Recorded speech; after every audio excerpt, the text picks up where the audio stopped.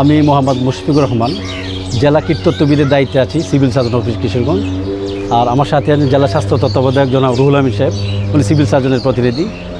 তো civil surgeon office থেকে আমরা যে রিপোর্টগুলো পাই, জেলার রিপোর্ট, তো এখানে দেখলাম যে ভৈরবের কালীপুর এবং কালীপুর এবং ভৈরবপুরে গত লাস্ট 3 দিনে 10 জন ডেঙ্গু যে শনাক্ত হয়েছে ভৈরবপুরে, এবং কালীপুরে হচ্ছে 9 জন।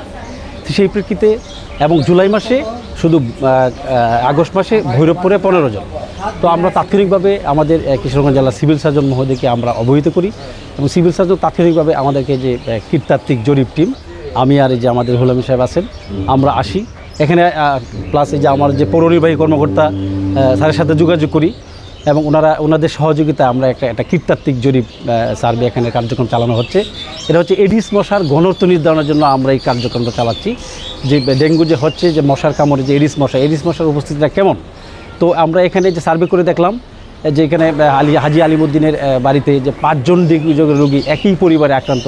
তো ওনার বাড়ি আমরা সার্চ করে দেখলাম যে এখানে একটা বারান্দায় প্লাস্টিক বাকেট ছিল, প্লাস্টিক বাকেটে দীর্ঘদিন ধরে বৃষ্টি পানি জমা ছিল, এবং এখানে যে এডিস মশার লার্ভার উপস্থিতি আমরা পেয়েছি, আপনারা দেখতে পাচ্ছেন।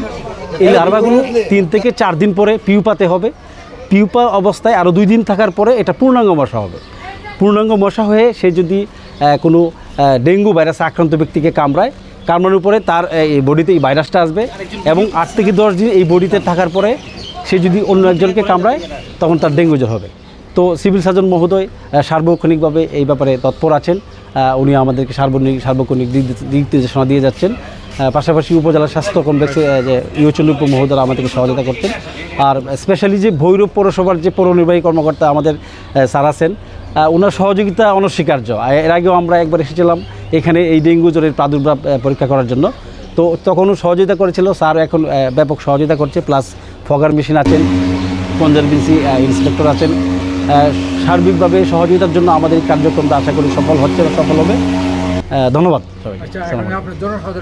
সবসময় যে পৌরসভার যে সিটি কর্পোরেশনের কার্যক্রম আছে, ফগার মেশিন বা লার্বিসাইড, আমি একটা কথা বলতে চাই, শুধু লার্বিসাইডের পাশ দিলেই হবে না। লার্বিসাইডের পাশাপাশি জনসচেতনতা, জনসম্পৃক্ততা। অর্থাৎ আপনি দেখবেন যে এডিস মশার যে কন্টেইনার, পাত্র যেখানে ব্রিড করে, যেখানে মশা পাওয়া যায়, সেটা কোনো রুমের মধ্যে কোনো ফুলের টব, প্লাস্টিক বাকেট, বা বারান্দায় পানি জমানো কোনো ফুলের টব, বা আশেপাশে যে প্রিমিসেস, যে বাড়ির আঙ্গিনাতে প্লাস্টিক বাকেট বা যে আপনার মাটির পাত্র, এগুলো পড়ে থাকে।